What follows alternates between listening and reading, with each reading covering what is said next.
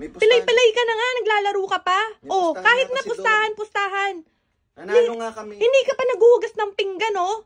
Oh, kanina pa ako dito, ang dami-dami kong ginagawa. Diyos ko, hugas na lang ng pinggan. Ano ba, daddy? Ano ba? Hindi nga ako naglaro.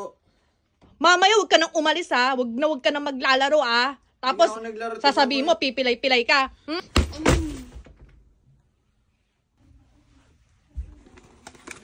Daddy, nag-basketball ka? Hindi ka nakalaro? Hindi. Dapat maglalaro ako, pumusta na lang ako. Ano ba yan? Kawawa ka naman. Masakit ba? Gusto mo lagyan ko to ng ice para bukas makalaro ka na, no? O kaya kahit mamaya, baka kaya na yan ng paa mo, di ba? Okay lang, panalo naman eh. Ay, teka lang, ayusin ko lang to, ha? Bibigay ko nga dapat sa'yo, kaso nagalit ka. Ay, hindi ako nagagalit. Hindi ako galit. Ikaw lang inaalala ko kasi yung paa mo kasi. Baka mamaya yan, maano na naman. May dayo kasi kanina eh, kumusta? Ay, ganun. Teka lang, paghahain lang kita. Ano bang gusto mo? Teka, yung bag mo. Wait lang, ha? Ayusin ko lang tong bag mo, ha? Diyan ka lang, ha?